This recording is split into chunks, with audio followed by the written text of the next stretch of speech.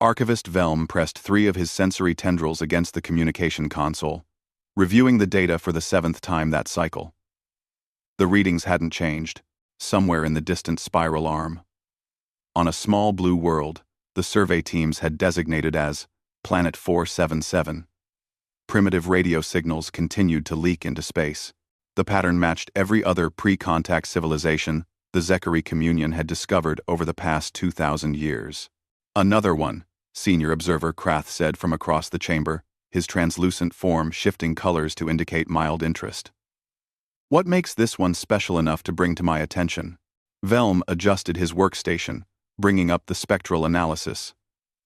The chemical composition suggests a violent world. High oxygen content, extreme weather patterns, and significant tectonic activity. Yet the inhabitants survived and developed technology. The preliminary scans show they call themselves humans. Krath moved closer, his body rippling with the purple shade that indicated he was processing information. Impressive. Most species from such harsh worlds either destroy themselves or never advance beyond stone tools. Have you prepared the standard greeting? RG. RG. RG. RG. RG. RG. RG. Already transmitted, Velm confirmed. Mathematical sequences, prime numbers, and basic chemical formulas. The signal will reach their planet in approximately 6 hours. According to protocol, we should expect confusion, then perhaps a response in several months or years once their scientists decode the message. The Zekari had perfected first contact over countless encounters. Send a simple message. Wait. Observe how the new species reacted. Guide them gently toward understanding they weren't alone. The process usually took decades, sometimes centuries, but it preserved the psychological stability of emerging civilizations. Rushing the process led to panic, religious upheaval, and occasionally civilizational collapse. Velm returned to his analysis of human transmissions. Their entertainment broadcasts were fascinating, full of stories about alien invasions and interstellar warfare. These humans seemed obsessed with the possibility of life beyond their world, which was encouraging. Species that had already imagined contact usually adapted better to the reality. 36 hours later, Velm's rest cycle was interrupted by urgent alerts flooding his neural interface. He rushed to the observation chamber, where Krath and 4 other senior observers were already gathered around the main display, their bodies all flashing the deep red of shock and confusion. Impossible, Krath whispered. This cannot be accurate. Velm accessed the communication logs and felt his primary heart skip several beats. A response had arrived from the human world. Not just any response, but a precisely formatted message using the Zekari's own encryption protocols, the ones they used for internal communications between observation posts. The message began with a polite greeting in perfect Zekari standard language. To the Zekari Communion Survey Fleet, we acknowledge receipt of your first contact transmission and appreciate your adherence to non-interference protocols. We are the agency, authorized to speak on behalf of Earth's population in matters of extraterrestrial contact. We have been monitoring your observation activities in our solar system for the past 8 months and believe it is time for formal diplomatic relations. The message included attachments. Velm opened them with trembling tendrils. Detailed schematics of every Zekari probe that had entered the human solar system. Exact coordinates of the stealth observation posts positioned throughout the asteroid belt and on several moons. Communication intercepts from internal Zekari channels, some less than 3 days old. And a long list, of what the humans called recovered artifacts, dating back more than 80 years. How? Velm breathed. Our stealth technology is perfect. Our encryption is unbreakable. We've observed 300 worlds and never been detected. Krath's form had gone completely pale, almost transparent. Pull up their technology assessment. What level are they supposed to be at? Velm accessed the survey data. Early information age. Basic satellites. Primitive chemical rockets. They've barely sent automated probes to their neighboring planets. Our models suggest they shouldn't achieve faster than light capability for at least 200 years. Then explain that, Krath said, highlighting a section of the human message. Velm read it with growing horror. The agency requested a meeting to discuss parameters for formal diplomatic relations and exchange of information that may be mutually beneficial to both our peoples. They provided coordinates on the dark side of Earth's moon. In 72 hours, they have a facility on their moon? Velm checked the survey records. Our scans show nothing, just barren rock and ancient impact craters. Look at the energy signature analysis from the past week, one of the other observers said quietly. She was a young researcher named Sella, recently assigned to the survey mission. Her voice carried the trembling edge of fear. I flagged some anomalies 3 days ago, but was told they were instrument errors. Velm pulled up the data. Faint power readings from the exact coordinates the humans had specified. Energy output, consistent with a small base, somehow shielded from detailed scans. The signatures appeared and disappeared in patterns that suggested deliberate masking rather than natural interference. We need to contact the Communion Council immediately, Krath said.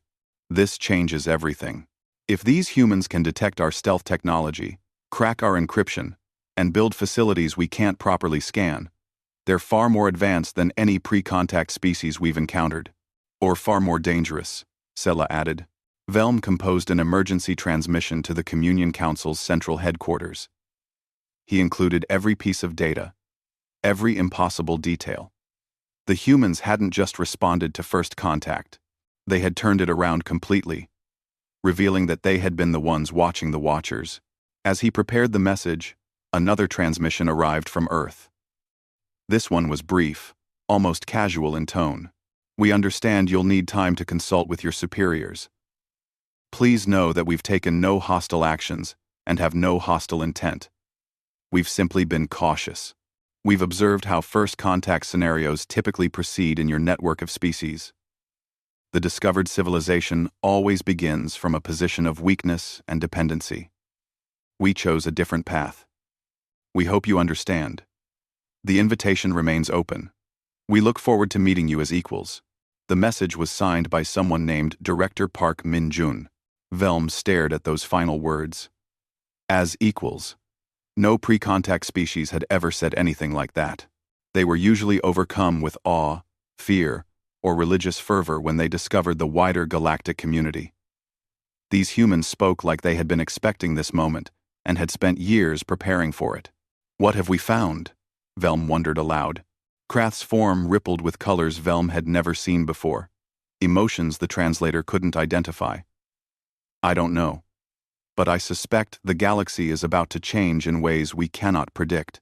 The observation chamber fell silent, except for the quiet hum of instruments monitoring a small blue world that had suddenly become the most important planet in the Communion's long history of exploration. The diplomatic vessel approached the coordinates slowly, every sensor operating at maximum capacity. Velm watched the moon's surface through the observation port, his sensory tendrils twitching with nervous energy. Beside him, Krath maintained a carefully neutral color, though Velm knew his superior well enough to recognize the pattern indicated deep concern. There, Sella said from the navigation station. I'm reading a structure. It's big. The facility materialized on their displays as they descended. It sat in a crater, almost invisible until they were nearly on top of it. The human structure blended perfectly with the surrounding lunar terrain, using some kind of adaptive camouflage that matched the gray rock almost perfectly. Only the faint energy readings gave it away at close range. That shouldn't exist, Krath said softly. Our intelligence suggested humans haven't achieved sustained fusion power. That facility is running on something much more sophisticated. They landed on a prepared pad, marked with symbols in both human and Zekari writing. The atmosphere processing system activated immediately, filling a connecting corridor with a breathable mix suitable for Zekari biology. Someone had done their research very thoroughly. 3 humans waited for them in a simple conference room. They stood when the Zekari entered, a gesture that Velm's cultural database identified as a sign of respect. The human in the center, a male with dark hair showing traces of gray, stepped forward. Archivist Velm, Senior Observer Krath, Researcher Sella, welcome. I am Director Park Min-jun. This is Agent Sarah Williams and Dr. James Chen. Please, be comfortable. Velm was startled to hear perfect Zekari standard language coming from the human's mouth. Not translated through a device, but spoken directly with proper tonal variations and harmonic overlays that required complex vocal control. You speak our language, Velm said. We've had time to learn. Park replied with a slight movement of his mouth that the database identified as a smile. Please, sit, or whatever is most comfortable for your physiology. We've prepared refreshments based on our analysis of your nutritional needs. The table held dishes containing compounds that Velm recognized as suitable for Zekari consumption. The attention to detail was unsettling. These humans had clearly been preparing for this meeting far longer than 3 days. Once they were settled, Park folded his hands on the table. His expression became more serious. I imagine you have many questions. We'll answer what we can. Transparency is important now that we're moving forward with formal contact. How long have you known about us? Krath asked directly. The Zekari communion specifically? About 15 years. We detected your survey probes at the edge of our solar system and began tracking your observation network. But we've known about extraterrestrial civilizations much longer than that. Dr. Chen touched a control panel, and a holographic display activated above the table. It showed images of spacecraft debris, strange metal fragments, and what appeared to be biological samples. Our first recovered artifacts date back to 1947. A probe from the Urathi Collective crashed in a desert region. We've been reverse engineering and studying extraterrestrial technology ever since. 78 years, Velm calculated. You've been working on this for 78 years?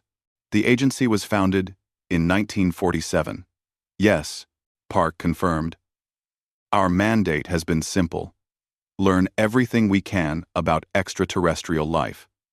Prepare humanity for eventual contact, and ensure that when contact happened, we would be ready to meet our neighbors from a position of strength rather than weakness. Agent Williams brought up another display, showing a timeline. Over the decades, we recovered 47 distinct pieces of technology from 6 different species. Some were accidents, probes that malfunctioned and crashed. Others we intercepted and retrieved. Each piece taught us something new about physics, engineering, and the nature of the galactic community. You stole from us, Sella said, her form flashing orange with indignation. From multiple species. That's piracy. That's survival, Park replied calmly. We're an isolated world with no knowledge of what exists beyond our solar system. When we discovered we weren't alone, we had to make a choice. Remain ignorant and vulnerable, or learn everything we could to protect ourselves. We chose knowledge. Number 4. And we had a number 4. We Kasjun. We chose knowledge. Krath's form rippled with deep purple, his thinking color. The encryption. Our communications. How did you break codes that have been secure for over 1,000 years? Dr. Chen leaned forward, excitement clear in his body language. Quantum computing. We developed it by studying the processing cores from a damaged Sorvin probe. It took us 30 years to understand the basic principles. Another 20 to build our own version. Once we had that, your encryption became readable. Not easy, but possible. You shouldn't have quantum computing, Velm protested. Your technology level is centuries away from that achievement. We bootstrapped, Chen explained. Each piece of recovered technology taught us something that let us advance faster. We didn't follow the normal developmental path because we had examples to study. We made intuitive leaps that your species took centuries to achieve through methodical research. Park stood and walked to the window overlooking the lunar surface. Let me be honest with you about something. Earth isn't like the other worlds you've contacted. Our history is violent. We spent thousands of years in nearly constant warfare. We developed sophisticated strategies for deception, espionage, and survival against opponents who wanted to destroy us. When we discovered the galaxy was full of other species, we applied those same survival instincts. That's what frightens us, Krath admitted. The other species in the communion evolved along more cooperative paths. Competition exists, but not like what we see in human history. I understand your concern, Park said. But consider this. Our competitive nature also drove us to achieve remarkable things.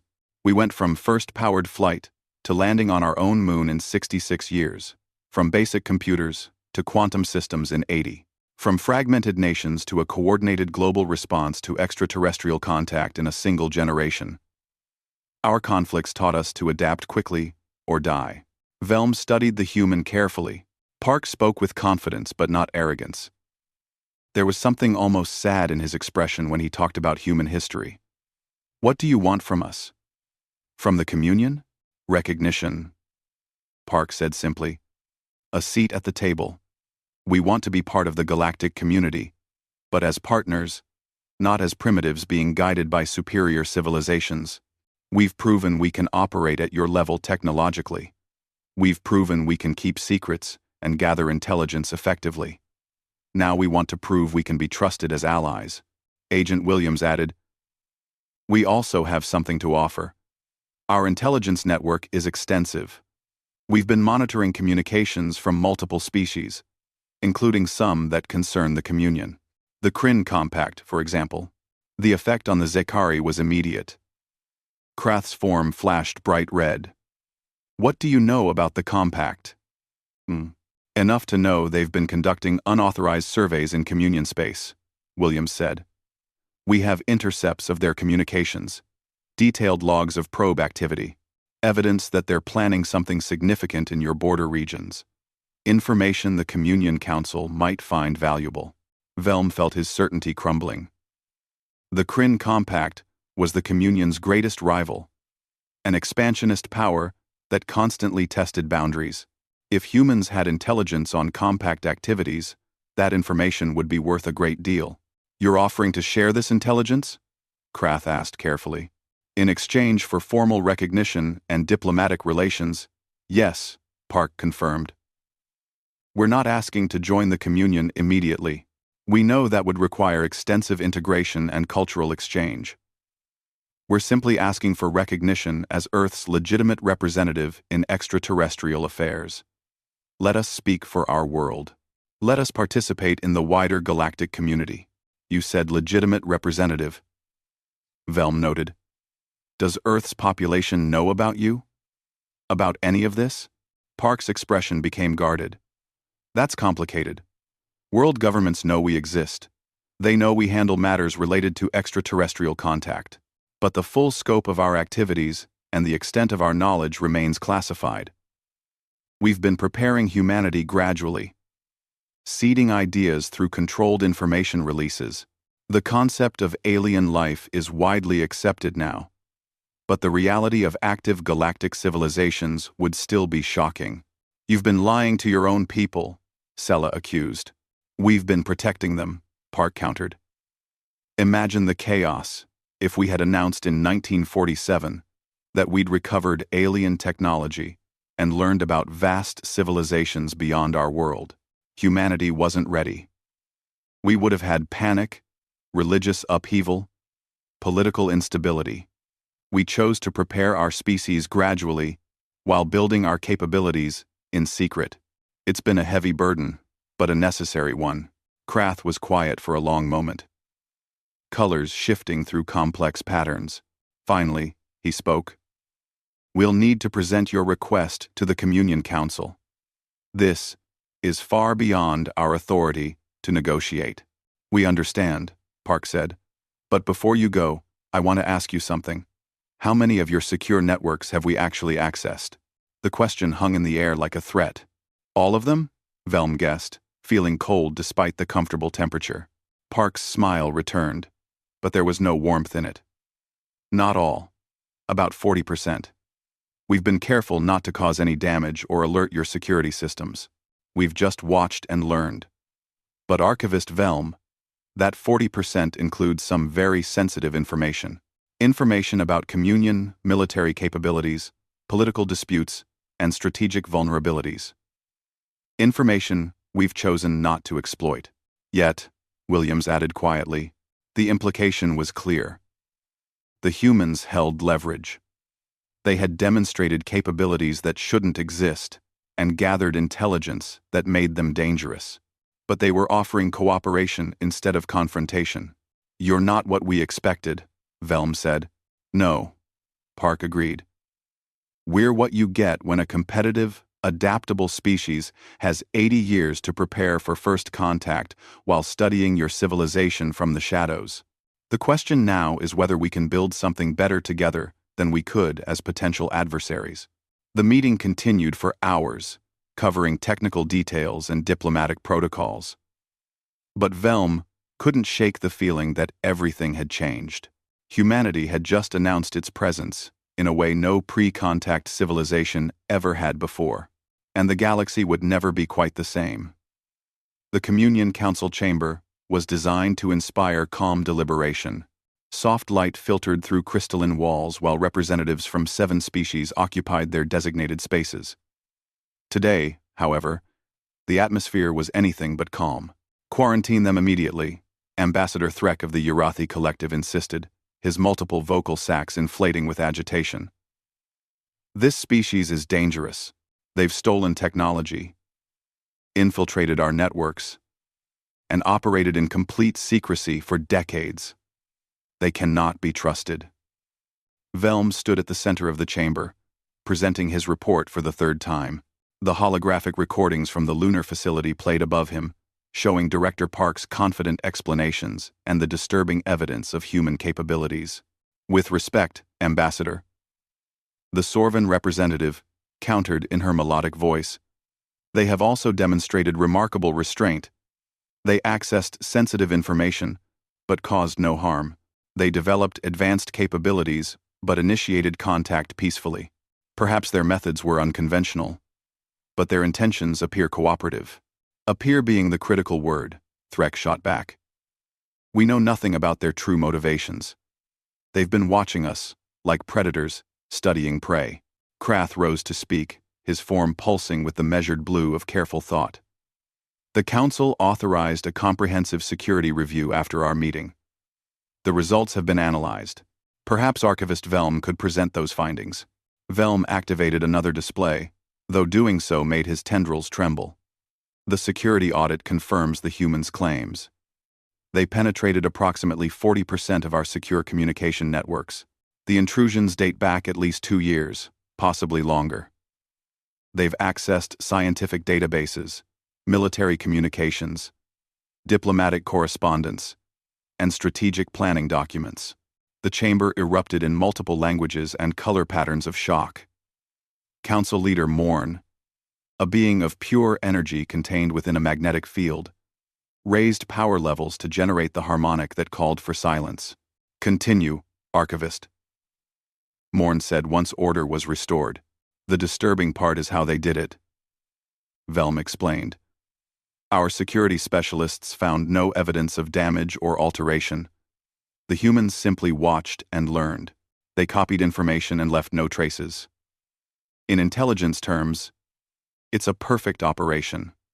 They gathered everything they needed, while remaining completely invisible, until they chose to reveal themselves. A new display showed technical analysis. Their quantum computing systems are crude compared to ours, but effective. They used brute force computational power to crack encryption that our species assumed was mathematically unbreakable. It took them years of constant processing, but they succeeded.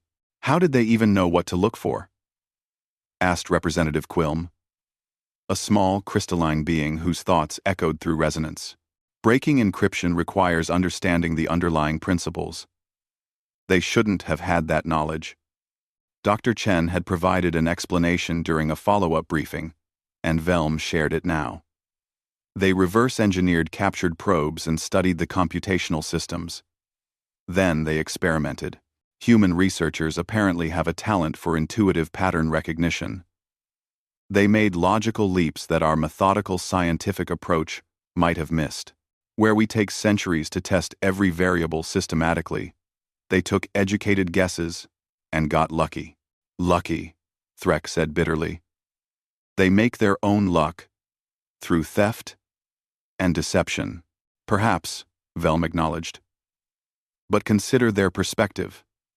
They detected evidence of advanced civilizations and realized they were being observed. They had no way to know our intentions. For all they knew, we might have been hostile. They chose to learn and prepare rather than reveal themselves blindly. Is that really so different from our own cautious approach to first contact? Morn's energy field flickered with contemplation. The humans requested formal diplomatic recognition. What exactly are they proposing? Iskip Konata. Unsiderness.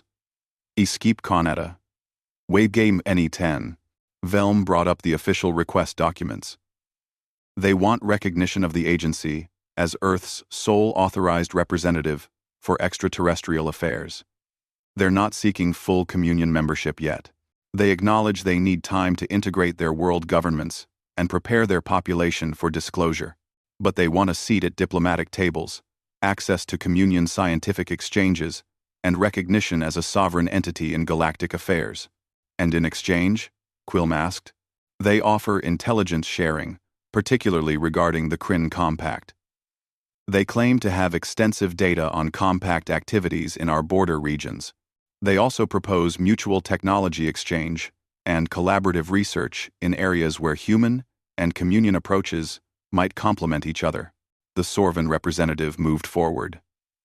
Have they provided samples of this intelligence? Velm hesitated before activating another display.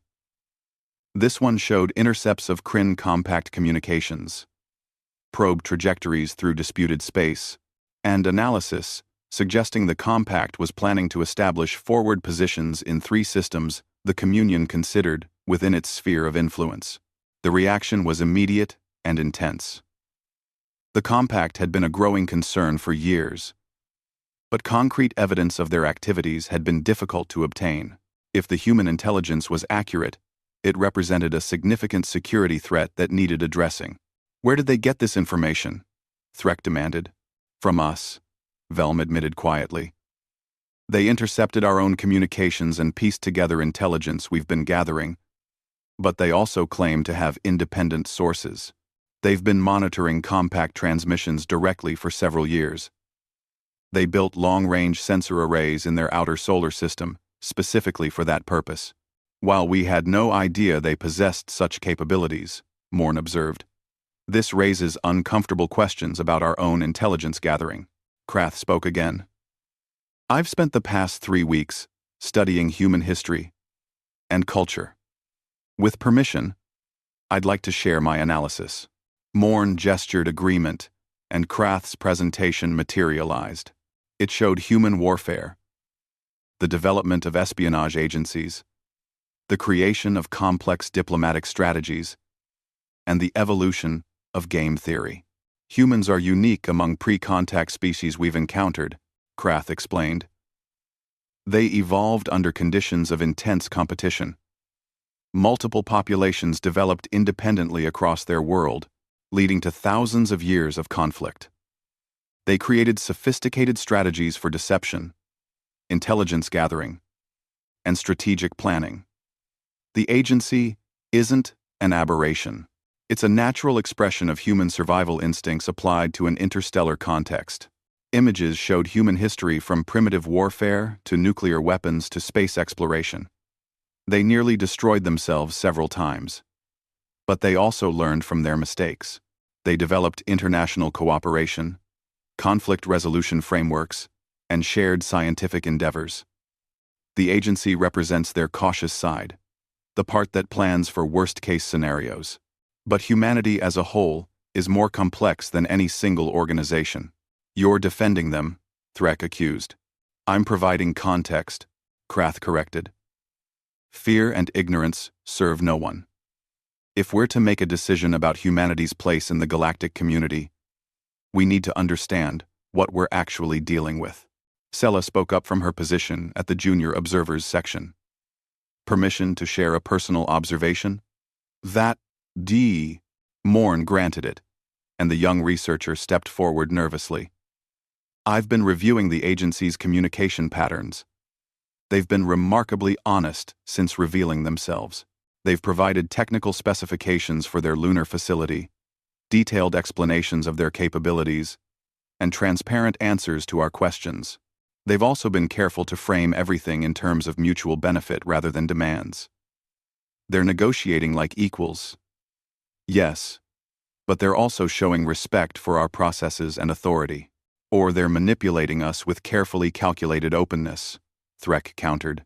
Perhaps both, Morn suggested. Sophisticated beings can be honest while still serving their own interests. The question is whether their interests align sufficiently with ours to make cooperation beneficial. The debate continued for hours, representatives arguing from different perspectives based on their species' values and experiences. The Yarathi, who had evolved in relative isolation, favored caution and containment. The Sorvan, who valued intellectual achievement, admired human ingenuity. Smaller species worried about being outmaneuvered by yet another powerful civilization. Velm found himself in an unexpected position. He'd started this process certain that humanity represented a threat.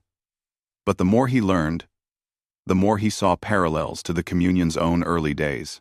The Zekari had formed the Communion precisely because they understood that cooperation offered better outcomes than conflict. Humans seemed to be reaching similar conclusions, just from a different starting point. A proposal, Velm said during a pause in the arguments. Grant them provisional recognition.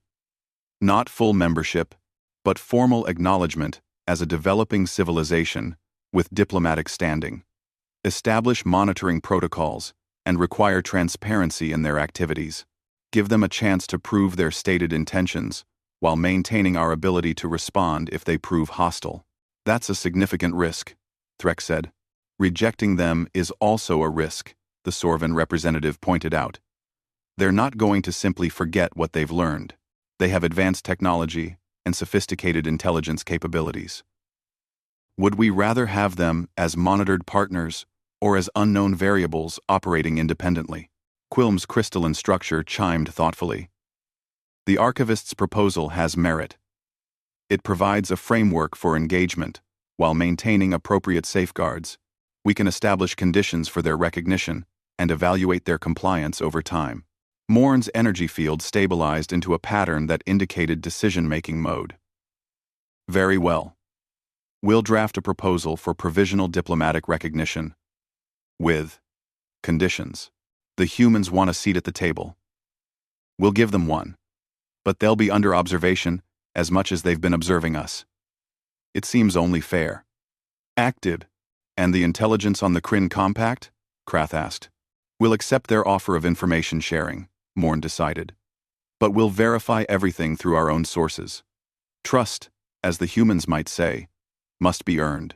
As the council moved toward formal deliberation on the specific terms, Velm received a priority communication on his personal channel. It was from Director Park. Archivist Velm, I hope your presentation went well. I wanted to inform you that we've detected an approaching vessel at the edge of your solar system. It appears to be a Kryn Compact scout ship. We've been tracking it for the past 6 hours. We thought you should know. The message ended with coordinates and detailed sensor readings. Velm stared at the data with a mix of admiration and concern. The humans had detected a compact vessel before the Communion's own sensors had picked it up. They were sharing the information immediately, demonstrating the value of their intelligence capabilities. But the timing was almost too perfect. Had the humans somehow orchestrated this? Or were they simply that effective at monitoring galactic movements? Velm forwarded the data to Morn and the Council. Within minutes, Communion sensors confirmed the human intelligence. A Kryn Compact ship was indeed approaching, and suddenly, humanity's value as an ally became much more concrete than any theoretical debate about trust and integration.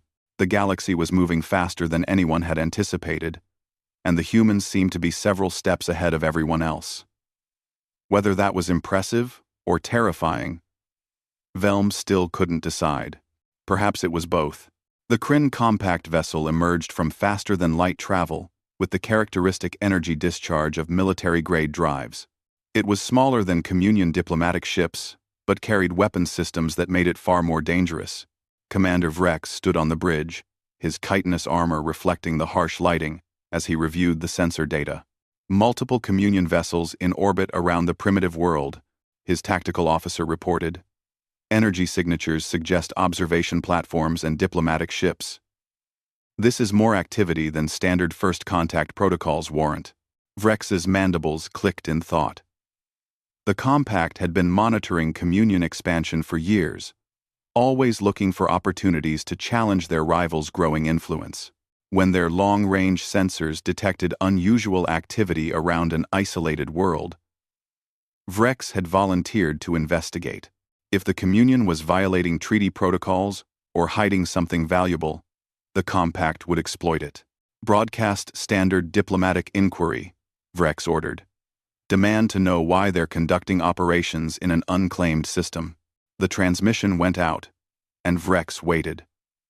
The Communion ships would be scrambling now, trying to figure out how to respond. He'd put them on the defensive immediately. Inside the Communion Council ship, Velm watched the Kryn transmission with growing anxiety. Beside him, Krath's form had gone pale with stress, and Morn's energy field fluctuated wildly. "This is a disaster," Threx said, his vocal sacs deflating.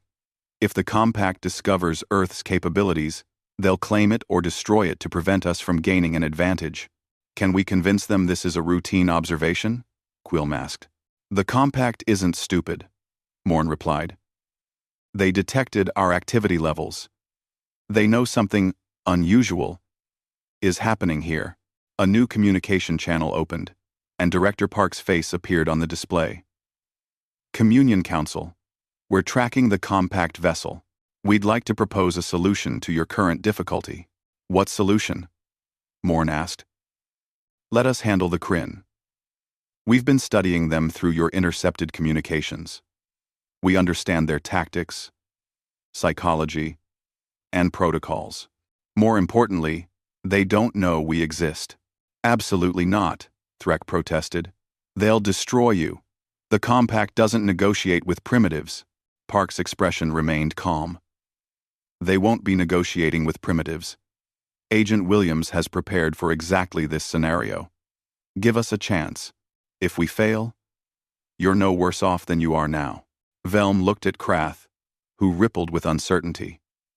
The idea was insane, but humanity had proven remarkably capable at the impossible. "What exactly are you proposing?" Velm asked. "We'll convince the compact that Earth is a Communion research station studying advanced artificial intelligence development. The human inhabitants they might detect are sophisticated automatons, part of a long-term behavioral research project. We'll provide just enough truth, mixed with deception, to make it believable. They'll want to verify your claims," Morn said. "We're counting on it. We'll give them a controlled tour. Everything they see will support our story. But we need the Communion's cooperation. When they contact you for confirmation, you need to seem embarrassed about unauthorized research activities." It was a dangerous gambit. But Velm saw the logic. If they could convince the compact that Earth was worthless, just another Communion science project, it would remove the threat while maintaining the secret of humanity's true nature. "I'll need full authority to negotiate," Park said. "No interference from Communion ships?" "Unless we signal distress." Morn's field pulsed with decision. "Agreed. But understand. If this fails, we'll deny any involvement with your deception." "Naturally," Park said with that human smile. "Agent Williams is already en route to the compact vessel." The agency ship approached the Kryn vessel with deliberate confidence. It was small, clearly unarmed, broadcasting universal diplomatic protocols. Inside, Agent Sarah Williams reviewed her briefing materials one final time. Dr. Chen sat beside her, his role as technical expert critical to selling their story. Remember, Williams said quietly. The compact respects strength and directness. No apologies. We're communion researchers annoyed by the interruption, but willing to explain our work. Chen nodded, adjusting his clothing to look more formal. I've got the technical jargon ready. Make it complex enough that they'll get bored and stop asking detailed questions. The Kryn tractor beam pulled them aboard. Williams and Chen emerged into a boarding bay designed for intimidation.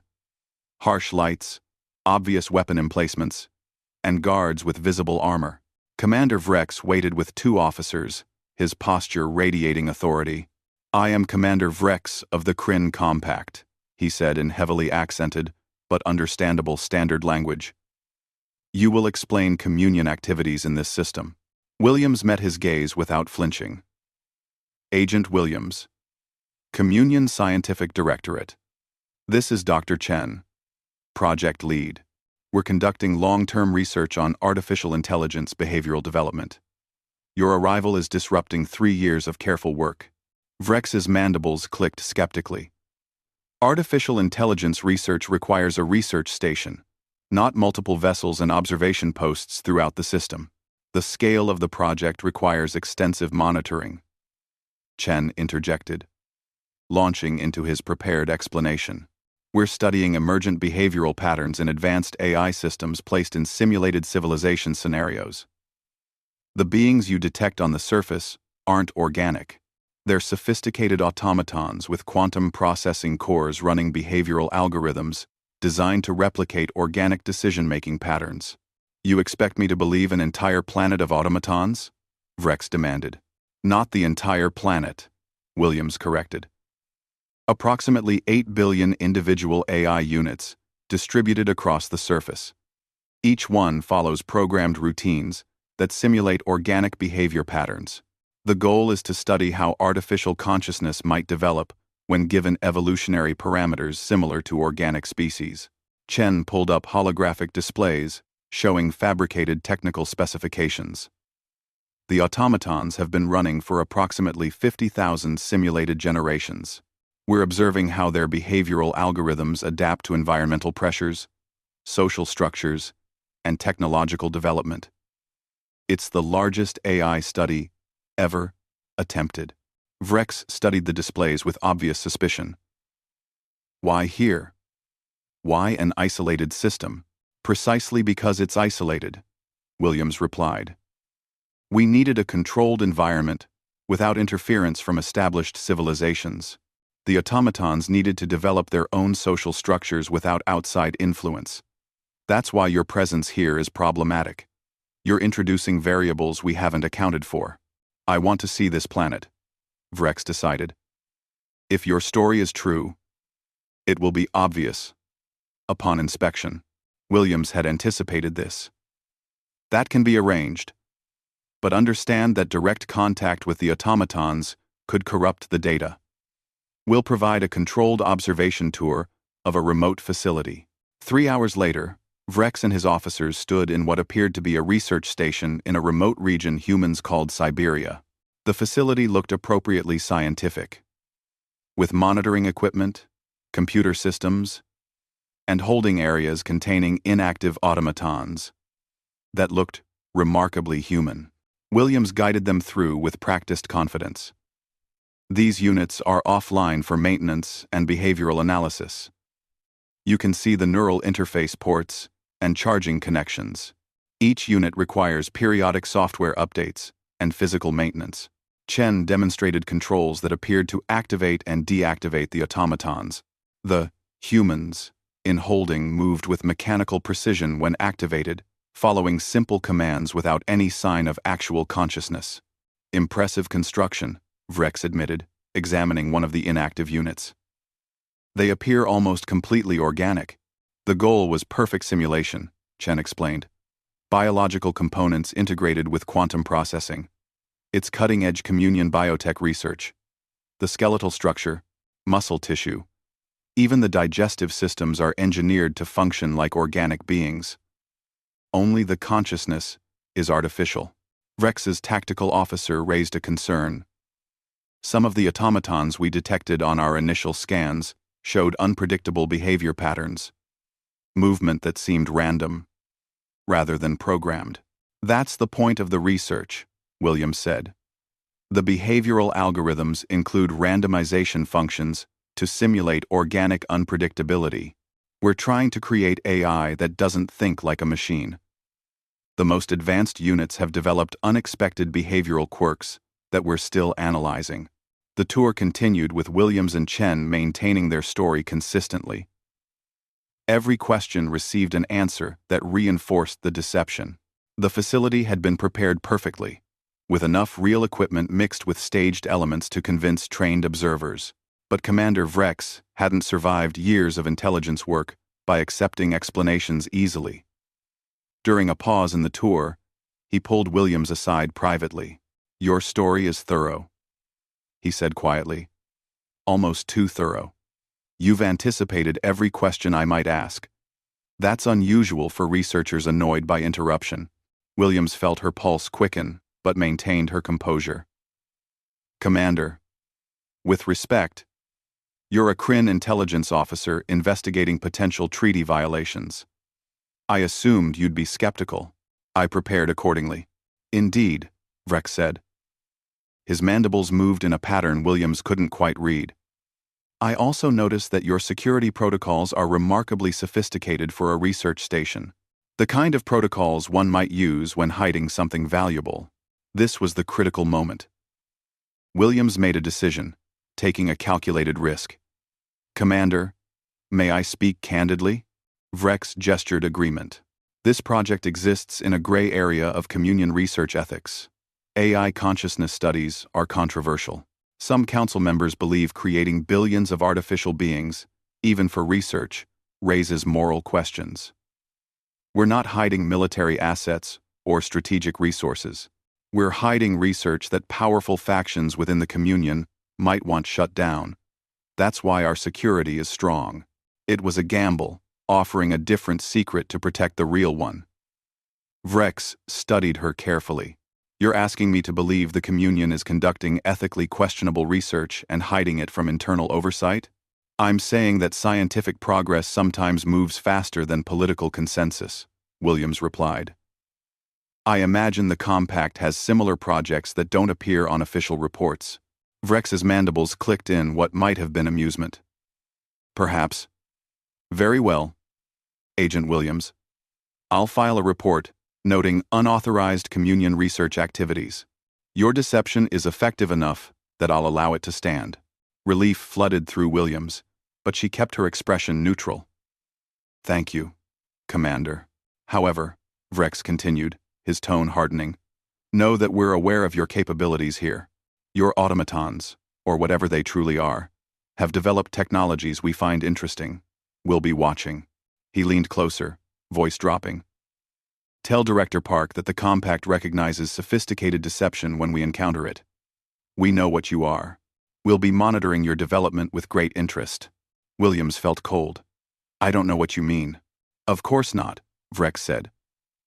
"Just as I don't know why some of your automatons showed genuine fear responses when our ship arrived.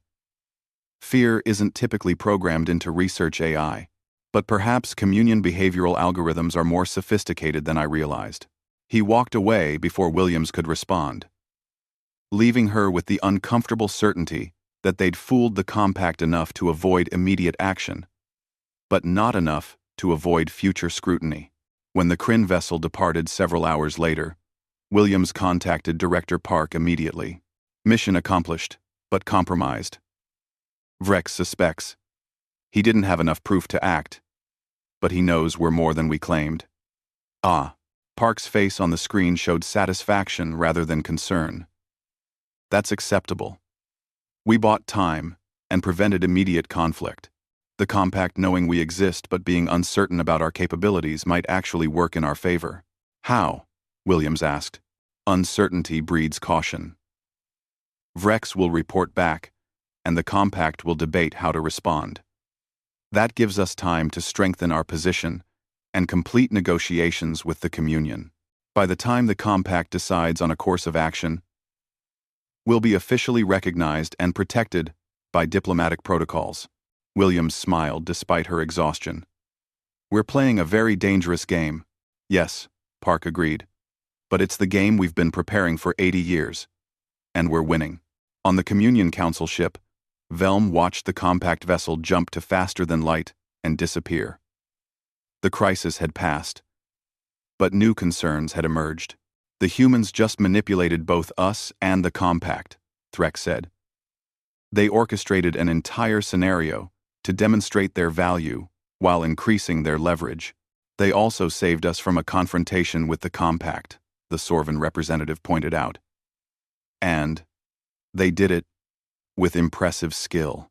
Velm couldn't shake the feeling that humanity had just passed some kind of test he hadn't even realized was being administered.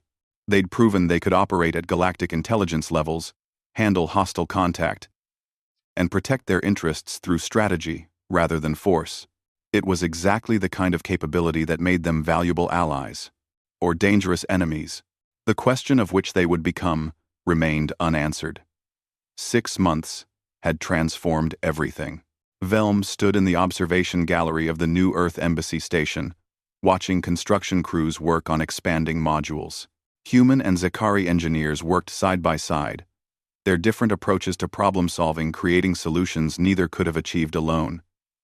It was remarkable how quickly cooperation had become normal. The Communion Council had approved provisional membership after extensive debates and careful negotiations. The agency received official recognition as Earth's representative for extraterrestrial affairs, with conditions requiring transparency in their activities and regular compliance reviews. It wasn't full membership, but it was a beginning. Velm had spent most of those 6 months on Earth itself, studying human civilization with the agency's cooperation. What he'd found had fundamentally changed his understanding of these strange beings. He'd visited Seoul, where Director Park had grown up. The city pulsed with energy. Millions of humans moving through spaces, filled with technology and tradition, existing side by side. He'd walked through markets in Lagos where human merchants sold goods with an enthusiasm that reminded him of Zekari trade festivals. He'd observed the organized chaos of Mumbai, the artistic passion of Sao Paulo, the determined efficiency of Berlin. Earth wasn't one culture, but thousands, all somehow coexisting on a single world. The agency represented one facet of humanity, the careful and strategic side. But humans were also chaotic, creative, emotional, and deeply divided among themselves. They argued constantly, held completely opposing beliefs, and somehow made it work. It was simultaneously frustrating and fascinating. Archivist Velm, a familiar voice said behind him. Velm turned to see Director Park approaching, looking more tired than usual. The human had aged visibly over the past months. The burden of maintaining his organization while managing Earth's integration into galactic society was clearly taking its toll. Director Park, Velm greeted him. I was just admiring the construction progress. Your engineers are quite talented. They're learning from yours, Park replied, moving to stand beside Velm at the observation window. That's been the most valuable part of all this. The exchange of knowledge and perspectives. We've made more technical progress in 6 months than we did in the previous 5 years. They stood in comfortable silence for a moment, watching an human engineer explain something to a Zekari colleague through animated gestures. The Communion Council takes its final vote on Earth's status next week, Velm said. Full provisional membership or continued restricted access. Are you prepared? Park's expression was difficult to read. As prepared as we can be. Though, I'll admit, the past months have revealed challenges I didn't fully anticipate, such as, Earth's governments are demanding disclosure, Park explained. We've kept the full truth from the public for 80 years. But that can't continue. Too many people now know about you, about the Communion, about the wider galaxy. The secret is becoming impossible to maintain. Velm had suspected this was coming. How is your world responding? Mixed reactions, as expected. Some nations are excited about the opportunities. Others are fearful. Religious leaders are debating what alien contact means for their belief systems. Scientists are overwhelmed by the sudden influx of new information, and everyone has opinions about whether the agency should continue to speak for Earth. Will you? Velm asked directly. Park sighed, a deeply human expression of weariness. That's complicated. The agency was necessary when we operated in secret, when humanity needed protection from threats we didn't understand. But now? Now we need to evolve. Earth's governments want direct representation. People want to know who speaks for them in galactic affairs. The agency can't remain in the shadows anymore. That troubles you. We've been ghosts in our own world, Archivist. We've hidden technology, suppressed information, and lived separate from the humanity we were trying to protect. It's been a tremendous burden. I've lost count of how many times I've wanted to tell my own family what I really do, what I've seen, what we've accomplished. But I couldn't. None of us could. Park's voice carried decades of isolation and sacrifice. We told ourselves it was necessary, that humanity needed time to mature before the galaxy found them, that we were buying our species time to prepare, and maybe we were right. But the cost has been higher than I think I realized. Velm's sensory tendrils moved in sympathy. You made difficult choices with limited information. That's all anyone can do, perhaps. But now, we face different choices. The Communion is offering us a place at the table. Earth's governments want to participate directly, and the agency has to decide what role we play going forward. A communication alert interrupted them. Dr. Chen's face appeared on a display, looking excited despite the late hour in his time zone. Director, Archivist, you need to see this. We just completed the first joint research project with the Sorvan science teams. The results are incredible. They made their way to a conference room where Chen had set up a presentation. The holographic displays showed complex equations and experimental results that made even Velm's mathematically trained mind work hard to follow. The Sorvan have been studying faster-than-light physics for over 2,000 years, Chen explained, with barely contained enthusiasm. Their understanding is incredibly deep but highly theoretical. We approach the same problems from a more intuitive, experimental angle. When we combined methods, we found something neither side had discovered alone. The presentation showed a new approach to FTL drive efficiency that could reduce energy requirements by 20%. It wasn't revolutionary, but it was significant. More importantly, it demonstrated what cooperation between human intuition and Communion methodical research could achieve. This is just the beginning, Chen continued. We're starting collaborative projects in materials science, medical research, and quantum computing. The potential is enormous. Park studied the data with obvious pride. This is what I hoped for. Not just humanity taking from the galaxy, but contributing to it. Proving we have something valuable to offer. Velm felt a shift in his thinking. He'd spent months worried about whether humans could be trusted, whether their competitive nature would cause problems. But watching Chen's excitement about collaborative discovery, seeing human and Communion scientists working together on the construction crews outside, observing the careful way Park balanced Earth's interests with galactic responsibilities, Velm realized trust wasn't about certainty. It was about choosing to believe in positive possibilities while remaining aware of risks. The Council vote next week, Velm said carefully. I'll be recommending full provisional membership with a transition plan for broader Earth representation. Park looked surprised. You're supporting us? I'm supporting the possibility of what we might build together, Velm corrected. Humanity isn't like other species we've encountered. Your history is violent. Your methods are unconventional. And your approach to problems is often chaotic. But you're also adaptable, creative, and capable of remarkable cooperation when you choose it. The agency proved you can operate strategically at galactic levels. Now you need to prove you can integrate openly and constructively. That's fair, Park acknowledged. And honestly, it's what we want too. The agency served its purpose. But Earth's future in the galaxy needs to be bigger than one secretive organization. It needs to involve all of humanity, with all our diversity and disagreements and different perspectives. Over the following days, Velm watched the transformation accelerate. The agency began the process of transitioning from shadow organization to public institution. Earth's governments established diplomatic corps with agency advisors. Human scientists started publishing research in communion journals, their work peer-reviewed by colleagues from 7 different species. Human ships ventured beyond the solar system on authorized missions. Their crews, trained by the agency, but representing Earth officially. It wasn't smooth. There were cultural misunderstandings, political disputes, and moments when the differences between species seemed too vast to bridge. But there was also progress, cooperation, and the gradual building of relationships that transcended species boundaries. The Communion Council convened for the final vote on Earth's provisional membership status.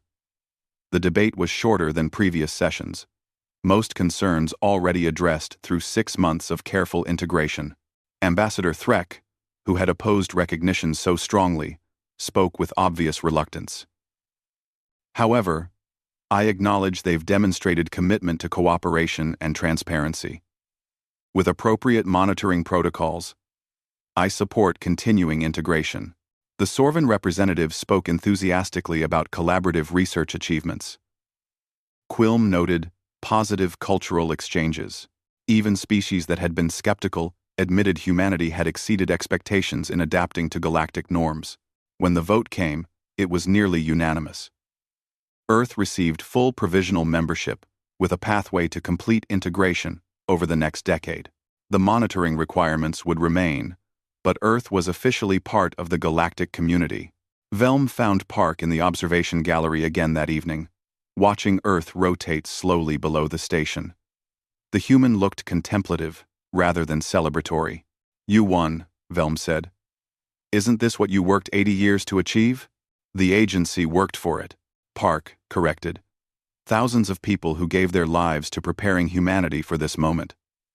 Many of them didn't live to see it succeed. I'm standing here because of their sacrifice. Arkid. To create Ma. Andavo. What will you do now?" Park smiled, but there was sadness in it. "Step back. The agency needs new leadership for this new era. Younger people who can guide Earth's integration without the baggage of our secretive past. I'll advise, but from a distance. It's time for humanity to speak with its own voice, not filtered through intelligence operatives." "That's wise," Velm said. "And lonely, perhaps. But it's necessary. The galaxy is watching humanity now, seeing what we become. We can't let them see us only through the lens of caution and secrecy. They need to see our art, our passion, our conflicts and how we resolve them, our dreams about the future. All of it. Not just the carefully managed version the agency has been presenting." They watched Earth together. The small blue world that had hidden such capability for so long. Velm thought about how much had changed since that first message. When he'd expected a typical first contact scenario, and received something completely different. "What do you think humanity will become?" Velm asked. "In the galactic community?" Park considered the question carefully. "Hopefully, partners, bridge builders. We've spent so long learning to overcome our own divisions. Maybe we can help other species do the same. The galaxy has a lot of cooperation. But from what I've seen, there's also rivalry, suspicion, and old conflicts that never quite resolve. Humanity understands that cycle. We've lived it for millennia. Perhaps we can offer perspectives on breaking it. And if humanity faces threats? If the Kryn Compact, or others, challenge you, then we'll do what we've always done," Park said simply. "Watch, learn, adapt, and survive. But hopefully, with allies standing beside us. That's the real achievement here, Archivist. Not that humanity proved capable of operating in galactic affairs, but that we found species willing to give us a chance, despite our differences." In the months that followed, Earth's integration continued. Human ships explored neighboring systems with communion guidance. Earth scientists contributed to galactic research projects. Human artists shared their work with alien audiences who found the emotional intensity both disturbing and compelling. Earth's diplomats learned the complex politics of galactic affairs while teaching others about human approaches to conflict resolution. The agency transitioned to an advisory role, its facilities going public, its technology shared with Earth's governments. Former agents became teachers, helping humanity navigate its new reality. Director Park retired to a quiet life in Seoul, occasionally consulting, but mostly watching from a distance as humanity took its place among the stars. Velm returned to his role as archivist, but now with a new specialty. He became the Communion's leading expert on human culture, writing extensively about Earth's unique perspective on cooperation, competition, and the complex balance between individual and collective interests. His work helped other species understand humanity's contradictions and appreciate the value they brought to galactic civilization. On a clear night, 3 years after first contact, Velm stood on Earth's surface for the first time, looking up at stars that were now connected by networks of trade, communication, and shared knowledge. Somewhere up there, communion and human ships traveled together, exploring and learning. Somewhere up there, the galaxy was slowly changing, adapting to include a species that had approached first contact unlike any other. Park joined him, following Velm's gaze upward. "Beautiful," the former director said quietly. "For 80 years, I looked at those stars and saw potential threats. Things we needed to prepare for. Now I can just see them as what they are. Possibilities. Humanity changed the galaxy," Velm observed. "Not through conquest or force, but by choosing to meet us as equals. By refusing to be defined by assumptions about what a pre-contact species should be." "We learned from you," Park replied. "From watching the communion, studying your history, understanding your values. The agency didn't work in isolation. We built our approach by understanding yours and finding a way to bridge the gap between where we were and where we needed to be." A shooting star crossed the sky, and Velm recognized it as a departing spacecraft, some traveler heading to distant worlds. "What do you think happens next?" Velm asked. Park smiled. "Whatever humanity makes of it. That's the gift you've given us, Archivist. The chance to find out. To see what we become when we're part of something larger than ourselves. To discover if the better parts of our nature can outweigh the darker ones when given opportunity and partnership." "I believe they will," Velm said. "Humanity has darkness, yes, but also tremendous light. The capacity for cooperation, creativity, and compassion, the willingness to sacrifice for others. The agency proved humans can be strategic and careful. Now, you need to show the galaxy everything else you are." They stood together under the stars, a human and an alien who had both been changed by an encounter that neither had expected. The galaxy would never be quite the same. Humanity had joined it not as primitives being uplifted, but as equals who had earned their place through 8 decades of patient preparation. And somehow, that made all the difference. Above them, human and communion ships moved through space, their crews working together, learning from each other, building something new from the meeting of different perspectives and shared hopes. The future was uncertain, as futures always are.